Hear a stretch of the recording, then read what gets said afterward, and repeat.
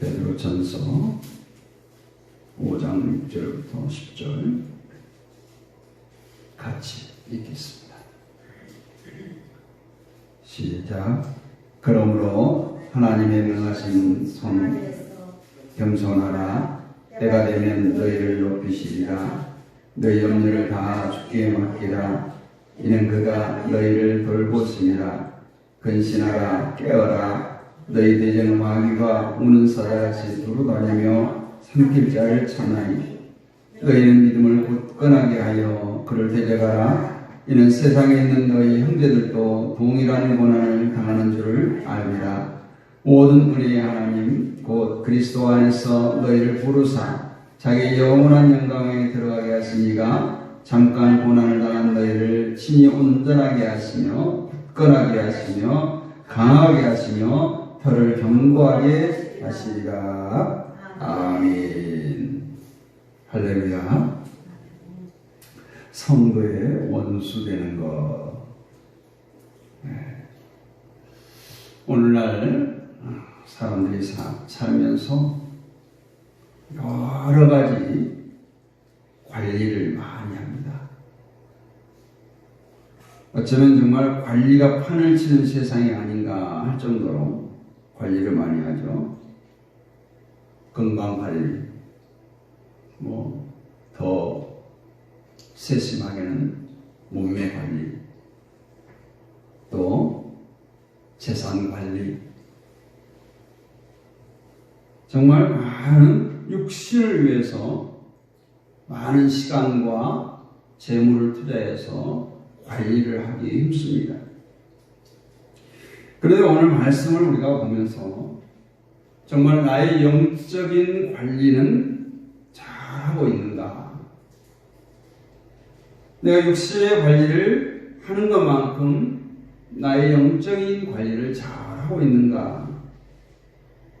또 그것을 좀 체험한다면 나의 생각의 관리를 잘하고 있는가? 내 마음의 관리를 잘하고 있는가? 또 우리들의 자녀들을 관리, 지난주일에 말씀대로 우리 자녀들을 훈계로 잘 양육하고 있는가? 이런 깊은 묵상을 하면서 은혜 나누는 시간이 되기를 원합니다. 마태복음에 보면 이런 무지막지한 얘기가 나옵니다. 마태복음 10장 36절로 38절 보면 사람의 원수가 자기 집안 식구리라. 아버지나 어머니를 나보다 더 사랑하는 자는 내게 합당하지 아니하고 아들이나 딸을 나보다 더 사랑하는 자도 내게 합당하지 아니하며 또 자기 십자가를 지고 나를 따르지 않는 자도 내게 합당하지 아니하니라. 이런 말씀을 하고 있어요. 이 말씀 미가서 7장 6절의 내용을 이렇게 말하고 있습니다. 오늘 성도의 원수가 누군가? 결론적으로 말씀드리자면 세상에 보이는 사람이나 하나님께서 만드신 피조물, 나무나 돌, 짐승이 아니에요. 우리는 보통 우상하면 어떤 형체, 사람이 지어진 또 깎아 만든 것으로 생각하는데 성도의 원수는 보이지 않는 마귀. 우리가 흔히 말하는 귀신, 사탄입니다. 보이지 않아요. 이것들이 때로는 생각 속에 역사합니다. 때로는 우리들의 마음 속에 역사해요. 결론은 성도의 원수는 사람이 아니라는 거예요. 그 사람 속에 있는 악한 영들의 회방, 그걸로 인해서 성도의 원수가 되기도 합니다. 나의 가슴을 아프게 하는 사람이라도 원수가 아니에요. 그 사람을 그렇게 만든 장본인이 원수인 거예요. 그것은 누구예요? 사탄 마귀가 원수라는 거예요. 오늘 이 사실을 우리가 잘 안다면 하나님 앞에서 우리가 어떠한 외적인 관리를 잘하는 것보다도 우리들의 마음이나 생각이나 영적인 상태를 잘 관리할 수 있어야 될 줄로 믿습니다. 그래서 우리가 첫 번째로 생각할 것은 성도의 원수는 마귀라는 거예요. 오늘 8절 9절 말씀을 보면 우리가 늘 많이 암송했던 구절이에요. 근신하라 깨어라 너희 대적 마귀가 우는 사자같이 두루다니며 산길자를 찾나니 너희는 믿음을 굳건하게 하여 그를 대적하라. 이는 세상에 있는 너희 형제들도 동일한 고난을 당하는 줄을 압니다. 믿음을 굳게 해서 대적하라, 근신하라, 깨어있어라 이렇게 명령하고 있어요. 그러면서 마귀가 가만히 있지 않아요. 우는 사자같이 두루다닌다고 합니다. 목적이 뭐겠어요? 삼킬 자를 찾기 위해서. 이 지상의 열방과 지구촌을 마귀가 그렇게 삼킬 자를 찾기 위해서 다닌다는 거예요. 이것을 욥기 1장에 보면 잘 증명하고 있습니다. 여호와께서 이렇게 물어요. 사단에게 너가 어디서 왔느냐? 이렇게 물으니까 사단이 대답합니다. 땅에 두루 돌아다니며 여기저기 다녀왔나이다. 이렇게 대답해요. 이 말이 바로 그거예요. 삼킬 자를 찾아 돌아다녔다는 거예요. 사단은 이처럼 땅에 두루 돌아다니면서 삼킬 자를 찾고 있습니다. 여기에 걸려들지 않아야 되는 거예요. 사단이 먹이가 되지 않기를 바랍니다. 여러분, 굶은 사자가 먹이를 발견할 때 어떻게 되겠어요? 네? 놓지 않습니다. 에베소 6장 12절 말씀, 우리의 씨름은 혈과 육에 대한 것이 아니요 정사와 권세와 이 어둠의 세상의 주관자들과 하늘에 있는 악의 영들에 대함이라 이렇게 말씀하고 있습니다. 우리가 혈과 육을 붙잡고 지금 육신의 문제를 가지고 신경전을 벌여서는 안 된다는 거예요. 그럴 때는 이미 사단의 전략에 말려든 겁니다. 혈과 육에 붙잡혀서 그것 때문에 고민하고 괴로워하고 가슴치고 있다면 지금 사단에게 속고 있는 거예요. 악의 영들은 사단, 마귀, 귀신이 계시록 12장 7절에 보면 이들이 어떻게 돼요? 이놈들이 하늘에서 땅으로 쫓겨났어요. 그리고 뭘 합니까? 교회를 핍박해요. 성도들을 핍박해요.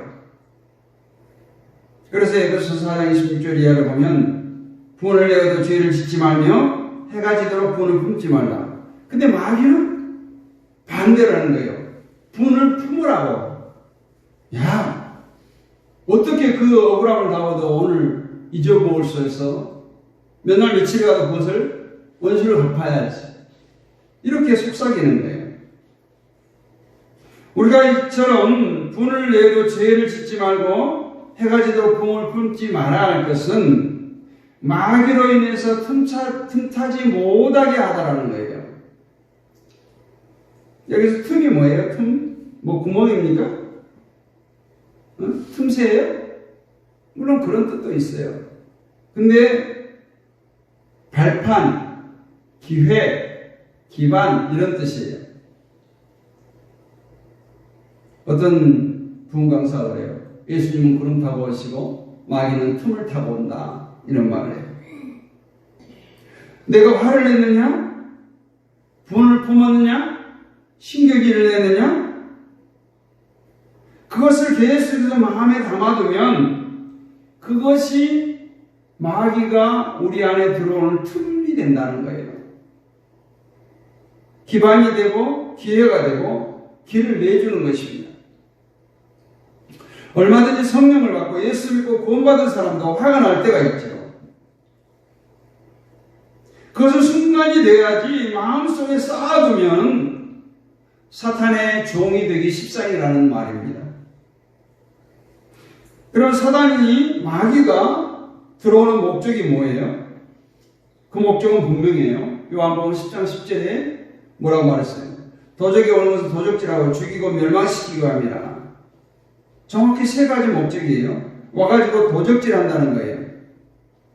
여러분, 도적이 와서 시시한 것 훔쳐갑니까? 신발장에 냄새나는 신발 훔쳐가나요? 가장 중요한 것, 깊숙이 심어놓은 보물함에, 폐물함에 숨겨놓은 것, 그걸 훔쳐가요. 우리도 도적 맞은 적이 있어요. 옛날에. 평신도 때인데. 세상에 도둑놈이 안방까지 들어와서.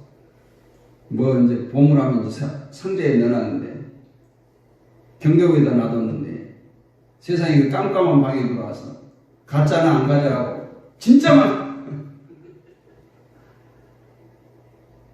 3층에서, 단독주택 3층에 사는데 거기까지 올라와.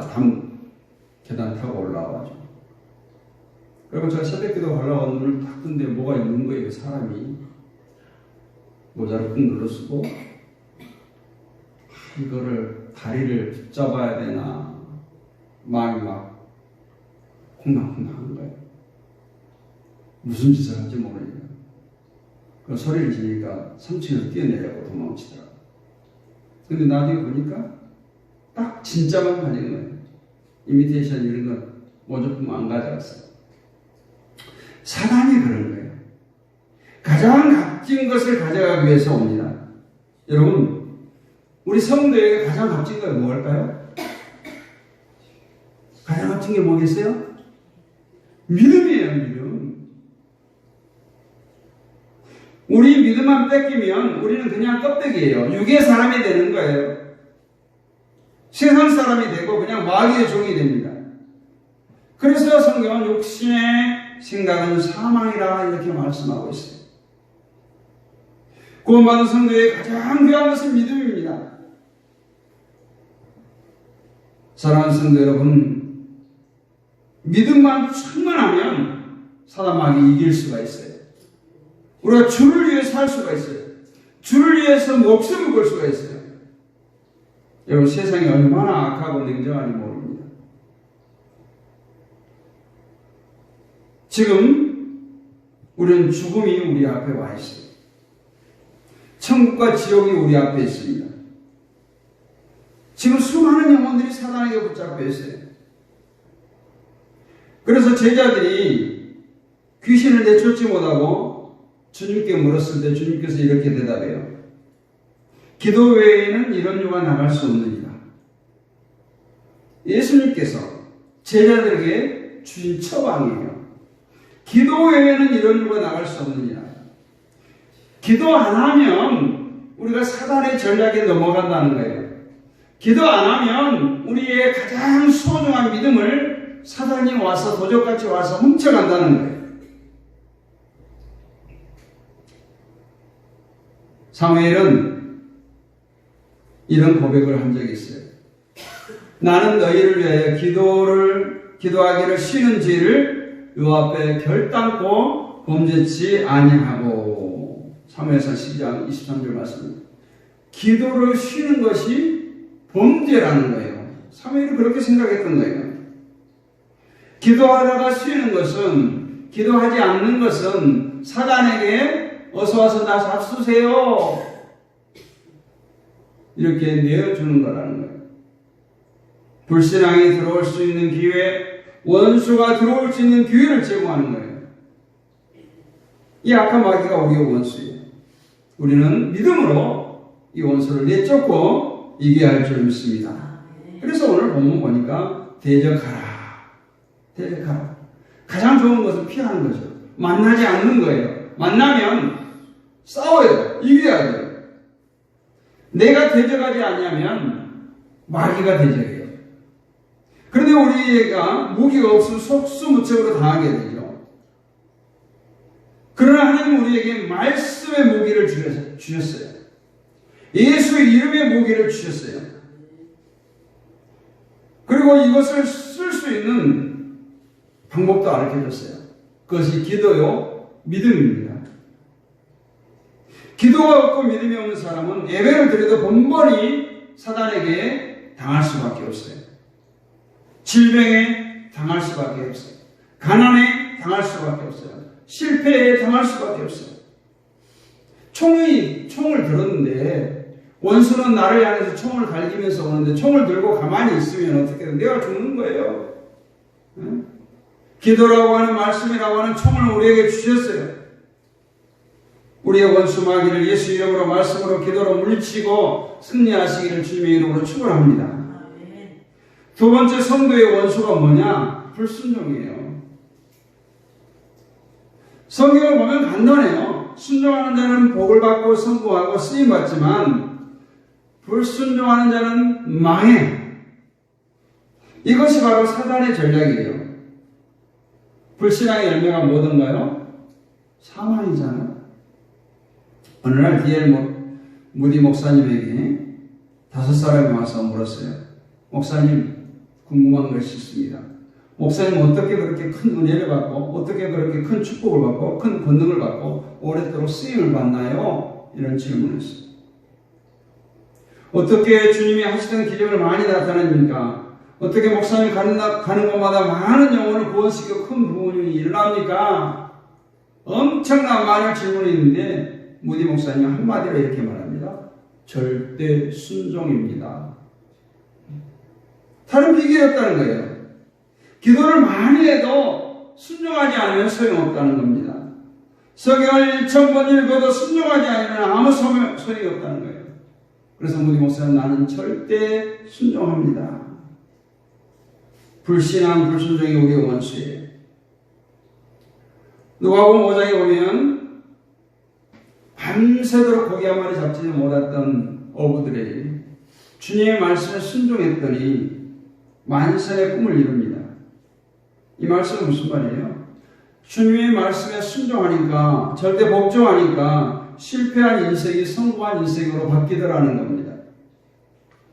요한복음 5장에서 38년 된 병자가 말씀에 순종했더니 거짓말처럼 나았습니다. 신명기 28장은 뭐예요? 들어와도 복을 받고 나가도 복을 받는 엄청난 축복을 어떤 사람에게? 말씀에 순종하는 사람들에게, 나의 율례와 계명과 법도를 잘 지켜 행하는 자들에게 주시겠다 했어요. 하나님 앞에 우리 모두가 영광스럽게 쓰임받는 사람이 되기를 원합니다. 오늘 말씀 6절에 보니까 겸손하라, 겸손하라. 겸손의 반대가 뭐예요? 교만이에요. 겸손은 하나님이 기뻐하시지만 교만은 마귀가 기뻐해요. 마귀가 좋아해요. 겸손해서 내가 낮아졌어. 겸손했어. 내가 무시당했어. 겸손했어요. 내가 오늘 실패했어요. 그러나 겸손한 자는 하나님께서 때가 되면 높아지도록 높여주실 줄로 믿습니다. 그래서 하나님께 기뻐하시는 겸손을 우리가 보여줘야 돼요. 또 오늘 7절은 염려를 다 주께 맡기라. 8절에는 근신하라 깨어라. 세상 술에 취하지 말라는 것이죠. 이 말씀에 절대 순종하면 이 말씀을 우리에게 주신 하나님의 은혜와 축복과 능력이 내 것이 된다는 것입니다. 이런 확실한 신앙을 갖기를 원합니다. 절대 순종이 우리의 복이다. 절대 순종이 나의 성공이다. 절대 순종이 하나님을 기쁘시게 하는 것이다. 반대로 불순종은 마귀를 기쁘게 하는 것이다. 불순종은 오늘 우리의 원수됨을 믿고 성도의 원수됨을 알고 순종하는 여러분 되시기를 축원합니다. 세 번째, 성도의 원수는 죄예요. 죄. 죄가 있는 곳에는 항상 사단이 있었어요. 죄는 하나님께서 가장 미워하시는 겁니다. 근데 이 죄가 역사하는 건 항상 실패, 파괴, 전쟁, 싸움, 다툼, 이것들이 있어요. 개인에게 이 죄가 들어가서 개인을 파괴시키고, 가정에 이 죄가 들어가면 가정이 파괴됩니다. 그 아름다운 에덴 동산에 죄가 들어가니까 에덴 동산이 파괴됐어요. 무엇보다도 하나님과의 관계가 파괴됐습니다.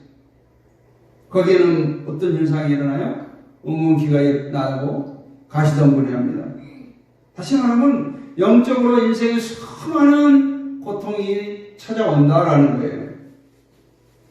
돈이 많든 없든 가난하든 부유하든 배웠든 못 배웠든 이 죄 때문에 고통을 당하는 거예요. 여러분, 우리가 세상을 살 때 얼마나 힘듭니까?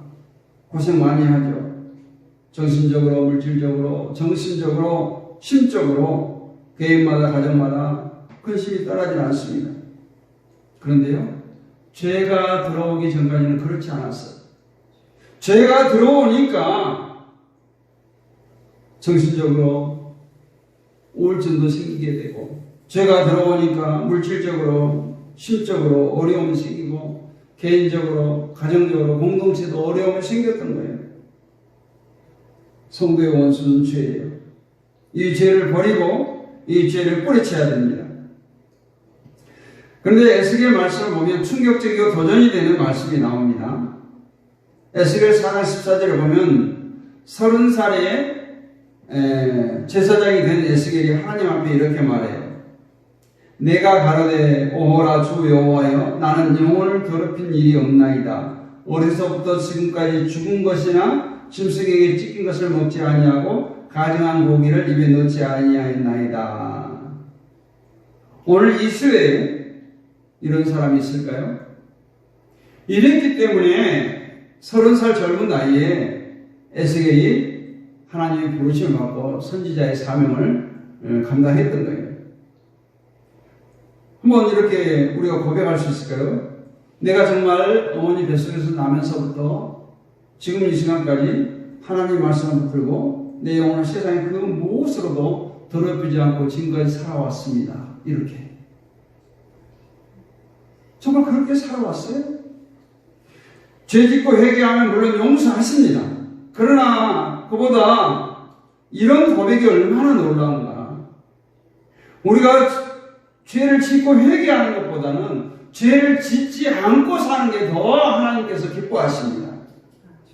하나님 앞에서 우리가 지나온 과거가 후회한 눈물뿐이라면 우리는 이 시간 결단해야 됩니다. 내가 오늘부터는 정말 이 에스겔처럼 살리라.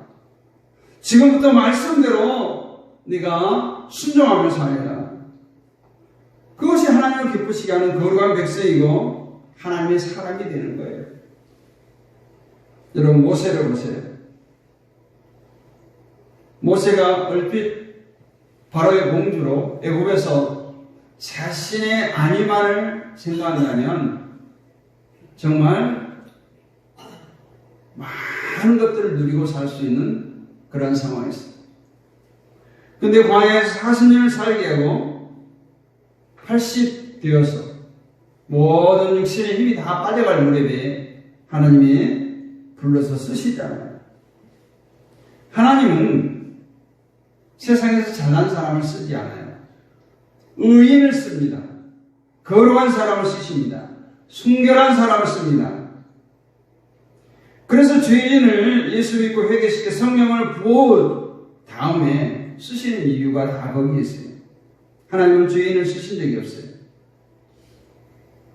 오늘 이 말씀이 오늘 이 시대에 또 우리 교회에 주시는 하나님의 음성으로 우리 성도들 개개인에게 주시는 하나님의 말씀으로 오늘 나에게 주시는 말씀으로 받으시고 도전하시기를 축원합니다. 뭐 죄 지을 수도 있지. 회개하면 돼. 이거 아니에요. 더 좋은 것은 죄 짓지 않는 겁니다. 죄를 멀리 하시기를 원합니다. 마지막으로 성도의 원수는 미움이라고 하는 거죠. 미움.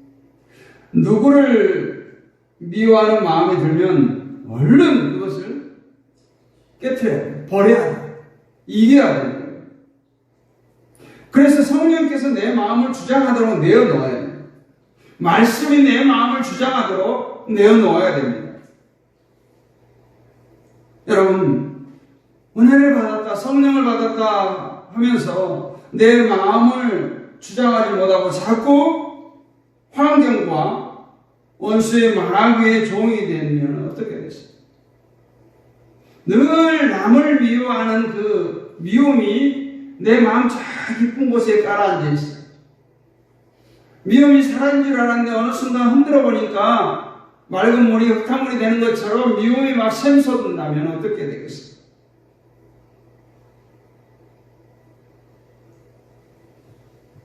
어느 대기업에서 아주 유능한 사원을 모집했습니다. 그런데 그 가운데 한 사람이 유난히 일을 잘 감당해요. 그러니까 동기들보다 고속 승진을 합니다. 근데 그 고속 승진한 친구에게 악성 루머를 주변에서 퍼뜨려요. 결국은 회사에서 쫓겨나게 됩니다. 누가 그렇게 하는지 진실이 나중에 밝혀집니다. 그러면서 가슴에 분노와 악한 감정이 차올라요. 그리고 그 마음을 지울 수 없어 괴로워하고 시달리다가 결국은 병원 신세를 지게 됩니다. 병원 의사가 말합니다. 젊은이가 무슨 신경을 그렇게 많이 씁니까? 젊은이가 왜 이렇게 화가 많습니까? 그것을 버리셔야 합니다. 그것이 문제입니다. 근데 버리려고 해도 버릴 수가 없어요. 결국은 화병이 되어서 그가 죽었어요. 이것이 우리를 죽이려고 하는 사단 마귀의 짓이에요. 미움을 버리지 못하면 증오가 되고, 증오가 불타면 신경성 정신병이 되고 화병이 돼요. 우리가 이럴 때 그 미움을 사라지게 해달라고, 미움이 용서되어지고 화해할 수 있도록 기도해야 합니다. 어느 날 스펄전 목사님께서 한 성도가 찾아왔어요. 이렇게 말합니다. 우리 교회에 이상한 사람이 있어요. 현관문이 잠겼는데 그 현관문을 붙들고 기도를 하고 있어요. 너무 이상하지 않아요, 이거? 이렇게 하니까 스펄전 목사님은 어떻게 대답해요? 나도 그렇게 기도합니다. 얼토당치 않아요. 작은 일을 무시하고 기도하지 않으면 그것이 더 큰 문제를 불러일으킨다는 거예요. 작은 근심도 기도에서 물리치지 아니하면 큰 사탄이 덤벼듭니다. 그래서 하나님께서는 작은 것도 기도에서 물리치고 뿌리치라고 말씀하세요. 미움 아무것도 안 해요. 상대를 죽이고 해치는 건 아니잖아요. 내가 품고 있는 생각이잖아요. 근데 나를 상하게 하는 거예요. 우리 성도는 하나님 앞에서 나의 대적이 누구인지를 바로 알아야 돼요. 근데 이 사단 마귀, 이것은 우리 힘으로 이길 수가 없어요. 죄송하지만 우리 힘으로 이길 수 없어요. 로마서 5장 5절의 은혜를 받아야 됩니다. 소망이 우리를 부끄럽게 하지 아니함은 우리에게 주신 성령으로 말미암아 하나님의 사랑이 우리의 마음에 부은 바 됨이니, 하나님의 사랑을 성령으로 부은 바 되어야 된다라는 거예요. 이 은혜를 받지 않고는 안 됩니다. 성령은 사탄 마귀 원수를 이길 수 있는 백신이에요. 우리 백신 너무 잘 알잖아요. 코로나 때문에 유명해졌잖아요. 우리가 성령으로 무장되지 않냐면 사단 마귀가 코로나처럼 우리를 흔들고 실패하게 하고 아프게 하고, 그래서 이 성령으로 우리가 충만할 때 십자가의 사랑이 나를 붙들어줘야 된다라는 거예요. 그래서 성령께서 역사하심으로 하나님의 사랑이 내게 흘러 들어오면 그 사랑과 그 힘으로 미움도 이길 수 있고 원수도 이길 수 있습니다. 이 원수를 이겨야 내가 살아요. 이 원수를 이겨야 남도 살릴 수가 있습니다. 이 원수를 이겨야 우리 가정이 삽니다. 이 원수를 이겨야 우리 교회라고 하는 공동체가 살아납니다. 하나님은 이 땅에 죽은 영혼을 살리려고 오셨습니다. 우리가 그 생명으로 살잖아요. 그래서 나도 살고 남도 살아야 돼요. 근데 오늘 말씀에 나눴던 이 성도의 원수되는 것들 때문에 내가 살지 못하고 이웃도 살리지 못하니 그런 억울한 삶을 살아야 되겠습니다. 우리 안에 있는 원수되는 것들 이 시간 모두 다 제거하시길 바랍니다. 그리고 그곳에 성령으로 가득 채우기를 원합니다. 그래서 나도 살고 남도 살리는 역사의 주인공이 되시기를 주님의 이름으로 축원합니다. 거룩하신 하나님 감사합니다. 성도의 원수되는 것들 참 많습니다. 미움이 있고 또 우리의 날마다 반복해지는 죄가 있고 또 불순종이 있고 또 하나님께서 그토록 원하셨던 정말 원수 마귀와 대적하여 싸워서 이기라고 하셨던, 또 이길 수 있는 길을 열어주신 하나님의 놀라우신 은혜를 우리가 입고 살아갑니다. 오늘도 승리하는 삶을 살기를 간절히 원합니다. 무조건 말씀에 순종하는 삶을 살게 하시고 정말 하나님 말씀으로 예수님의 권능으로 악한 영을 물릴 수 있는 우리 모두가 되게 하여 주옵소서. 믿사옵고 살아계신 우리 주 예수 그리스도의 이름으로 감사드리고 기도하옵나이다. 아멘.